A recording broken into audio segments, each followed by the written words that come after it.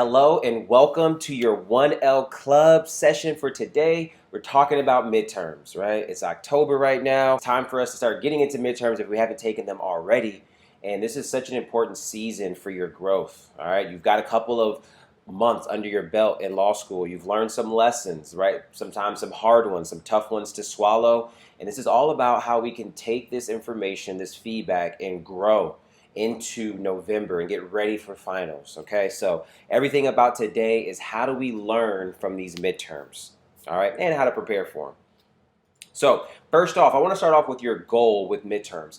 First, I want you to realize you need to find that sweet spot of preparing for midterms, but not taking too much time away from daily tasks and deadlines for your legal writing course, right? So that's like one of the difficult aspects of law school is that you're constantly juggling, not only between your doctrinal courses, but between your doctrinal courses and your legal writing course.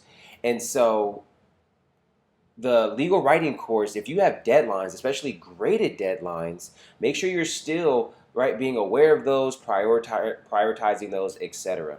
And I really don't like the idea of students obsessing over their grade for midterms, right? And as I segue into the next slide, let's call on somebody. Let's go to Deja. Deja, like when you think of midterm, first off, Deja, have you taken any midterms yet? Yes, I've taken one toward essay. Okay, cool. Do you have another one coming up, or are you done? Yes, property and contracts. Okay. So when you're thinking of a midterm, like are you thinking of it as like, all right, this is a part of my grade and it's time for me to perform? Like, what do you think is the value or, the main purpose of why you have midterms? Well, from the midterm that I already took, what I took from it was the feedback was very important because it helped me prepare. Now I feel better prepared for the final and knowing what the teacher wants and knowing also what I need to work on for the final. Yes, everything around the feedback and the learning experience. So I want everybody to know that, right? Some of us may think like, all right, this midterm may be worth 15% of my grade, 10% of my grade. And so I have to do well. And this is going to be indicative of what I get. I want you to wipe that out of your head, all right? The midterm is an opportunity to try out certain things, learn certain things to then prepare you for the actual exam. I'll give you guys my personal experience in law school. When I was a 1L, I did not get 1A on any midterm. I got all B's and even 1C on the midterms. And I took all that information, right? And I learned from it. Okay, now I know what adjustments that I need to make, and then ended up getting a 4.0 in that same first semester. My final grades were all A's and A pluses. So don't worry about the grade component of midterms, right? Like obviously, I don't want you getting a bunch of C's and D's, right? Especially the D's. But the idea is like go in and give it your best shot, but don't obsess over the grade component. Obsess over the learning. So that takes us into this next slide that's going to talk about the best part of midterms, the learning lessons that will prepare you for the final exam. So let's go through this day of exam routine. All right, so let's go back to Melissa. Melissa, you previously mentioned that you have taken one exam already or two. Have you had any routine that you've used on this like day of exam on how you get ready, what you do, what's kind of your pregame? And it wasn't down to the wire. I knew Yes. I made sure I got good sleep, made sure I ate well, and I wasn't stressed. That's Good. it. So you sound like you had a pretty good one. It wasn't maybe super structured. When again, sometimes people do better with less structure or more structure, but you had like loose parameters of like, I'm not going to go crazy. I'm not going to do anything wild, but I'm just going to come in, maybe do a little light review, things like that, and go and take the exam. So awesome. Now it sounds like you've already kind of reflected on that, and it was good. Everybody needs to have a day of exam routine that they want to try out, and then right, critique it, see how did it go and what changes you need to make. Again, I'll share with you all what mine was. So most of my exams were in the morning. So my routine was to, if I had a 10 a.m. exam, I'd wake up at 8, 2 hours before. I did a lot of studying beforehand. I didn't need to do that much the day of. I would wake up at 8. I would get to campus for around 8:45 at Park. And what I would do is I would go into the classroom that we were having the exam in. I would set up my computer and then I would leave the room. I put the charger in, get everything ready to go, the exam software, everything, and then I would leave the classroom. I would go to the nearby park and play basketball, put my headphones on and play basketball until about 20 minutes before the exam started. And this just like for me, calmed me. It kept my nerves low, got me in the zone, got me excited. And I'm an athlete, played basketball, so it just kind of put me into that mind state. Then I would come back into the exam almost right 10 minutes before the exam, sit down and wait for the proctor to say go. Now, I would get other students always telling me, like, you're stressing me out, right? Coming back into the exam and only 10 minutes left. And that's why everybody has to do what works for them, stay in your lane. And so don't use what I'm doing if that's not going to work for you. But the message of the story here is find what works for you and feel free to lean into that. Just because other people aren't doing it, it's okay. You want to consider what you're eating that day, right? You don't want anything that's going to make you super gassy. Now you're farting all through the exam. You don't want that. You want nothing that's making you run to the bathroom to pee, right? So know what foods are going to be good to keep you stable throughout that exam. Day of exam routine, right? Some of the intangibles that can make a big difference. All right, so moving on from that. Actually, one last thing that I do want to share too of how important day of exam routine is. After that first semester of waking up, going into the exam, kind of after playing basketball, I started listening to what other people were doing before exams, and I like started hearing that people are waking up at like 6 a.m. and studying and really kind of getting it in before the exam. And I'm like, oh, now that I was like privy to what other people are doing, maybe I'm thinking like now I need to start doing that to make sure I stay on top of the game. And I started doing that, and it did not go well, right? It kept my anxiety higher when then my performance would dip a little bit. So after the spring semester, trying out a different routine, when why would I change anything? I got a 4.0 the first semester. I saw a slight dip, and then from there on out, went back to what I was doing, and it worked well. So again, try things out. If something's working, stick with it. But all of this is a trial and error experience. So next is reading comprehension under pressure.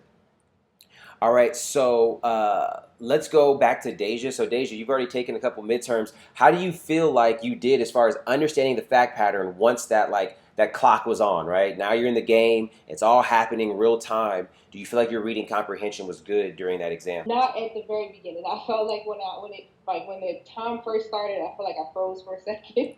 Yeah. And it's like I had to come back and like, okay, like you got this. Read through it, so you almost gotta like talk to yourself when Yes. you're given a lot of information at once and the time is going and everybody else is just automatically writing stuff I definitely had to like take a moment, regroup myself, and then get into it, and it was a lot better once I did that. Perfect. So everybody, right, whether it's the beginning of the exam because nerves are high, it's the middle of exam because you're running into fatigue, or it's another part of the middle of the exam where maybe some people are starting to type before you are, so now you're hearing other people. All these distractions can happen that can cause you to lose focus and then therefore not have good reading comprehension on what's in front of you. So just what Deja explained, that's what you want to practice in midterms. What can I do to ground myself when that happens? What am I going to tell myself? What am I going to do to make sure I'm staying tight with my concentration and my reading comprehension? So that's that one.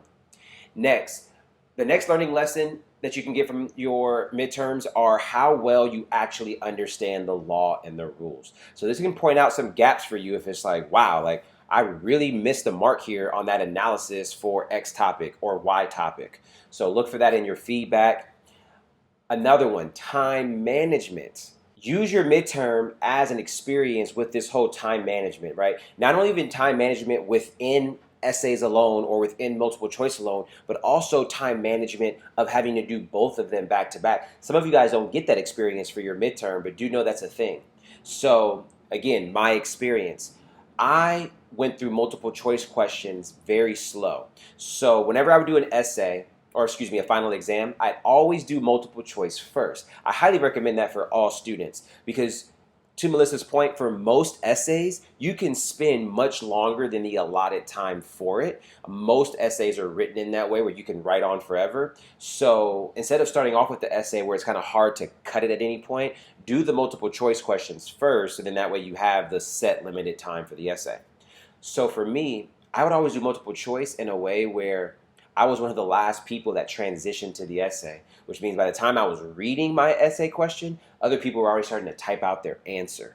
But again, I quickly realized that I was working within my strengths, and I found ways to pick up my time on the essays. And that ginger approach that I was going through the multiple choice was lending to me getting more of those correct. So feel comfortable, again, tweaking this to your style of what you need, how quickly you read. I admit to being a little bit of a slower reader, so all those different mini fact patterns for the multiple choice, it would take me a while to get through those, whereas other people could fly through that faster. So keep that in mind, that time management is a thing, and that the midterm is a perfect opportunity to get a feel for that. And I'll give you, again, one big reminder that on the essays, your goal is to always have a complete essay, in my opinion. You always want to have something that shows you made it to the end. Now, does that mean you flushed it out as much as you wanted to? Absolutely not. I also think you should never leave an exam early. If you have 5, 10, 15 minutes left, find a way to, to put in a little bit more discussion on one of those topics, right? Figure out a way to organize it a little bit better. There was a particular student I remember in my 1L year, right? First semester, nobody knows who's going to do how well. And during those finals, there was this one student, he would leave every final like 30 minutes early. And we're just like, before grades come out, we're just like, oh my God, he must have killed it. Like, he's just flying through this. This is crazy. And sure enough, that person ended up being like, a B minus C plus student. So don't rush through. That's not an indicator of, right, doing well, or that person who is doing that is doing well.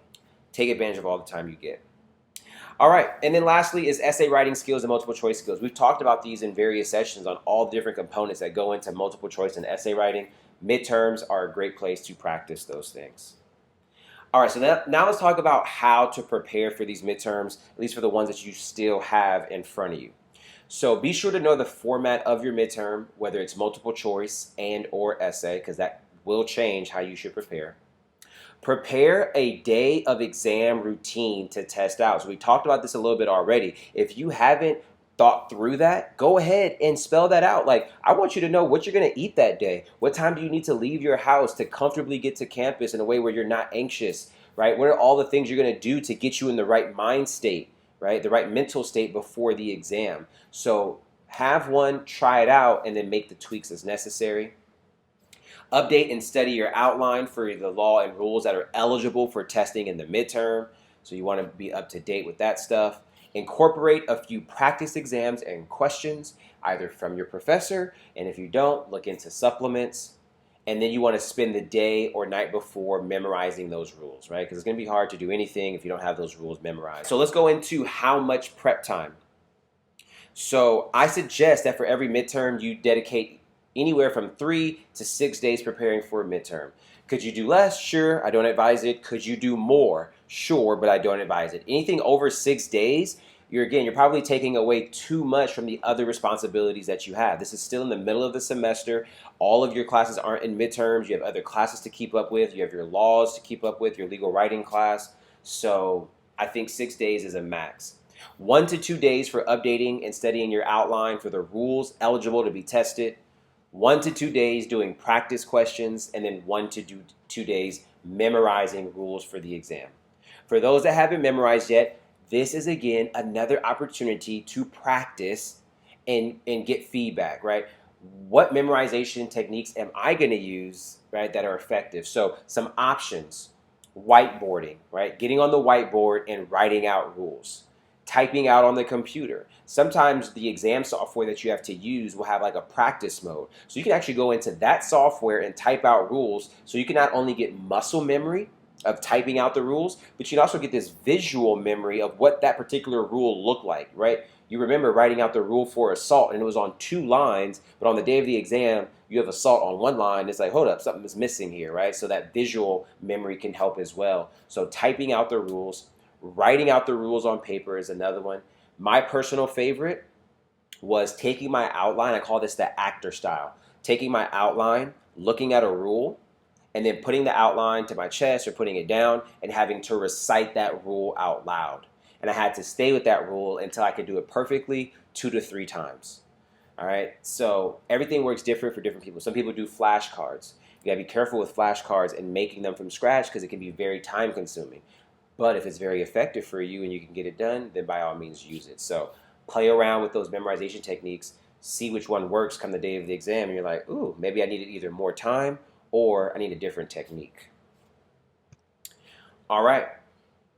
So last slide, get the most out of midterms. I want you to, one, give it your best shot. You can only get the best feedback when you give it your best shot. Be intentional about strategies or writing styles that you want to try out, right? If you want to abbreviate the parties' names, right? So instead of saying, Derek every time, you want to say the letter capital D, and you haven't asked your professor if he likes that. Do it in the midterm, and he'll say, I either like that or didn't, or can I do, JDX, short for jurisdiction, on my Civ Pro midterm. Try it out there. Also, right, within Legally Fit, we've talked about formulas and ways to have indicators of your analysis, right? Your analysis always starts with here. Your conclusion always starts with the court will likely find. Try that out. See what your professor says about it, right? Again, you want to try a lot of these things out to see what your professor is going to say if you haven't had the opportunity to do it already. Next, reflect on your midterm immediately after you take it. I want you to reflect on a lot of different things, and I'm not going to go through that list because for all the 1L Club members, we're going to send you this quiz that we made, or this reflection sheet that we made, that you can actually just use and run through right after your midterms. So we'll be sending that to all the members tomorrow in your weekly handout packet. You'll get a copy of this handout that, again, walks you through, all right, how did I handle, my day of exam routine? How did my reading comprehension go? On the essay, did I spot all the issues that I think were there? All these questions to help you kind of see how you did. And then also you want to reflect on your midterm after you get the results and the feedback. It's not enough just to reflect right after the exam, but once you get that feedback from the professor, you need to see, right, how you can improve. Everybody, grades are not enough. It's not that I just want to know what my grade is. I want to know why I got that grade. So some professors will give you detailed feedback without you asking. Others will give you nothing, and you have to then go into office hours and say, hey, can we go through my exam? Can I look at my exam and the markings, right? So for example, I know some professors will do a multiple choice only midterm, and then they won't give you the questions and the answers afterwards. They'll just tell you what your final grade was.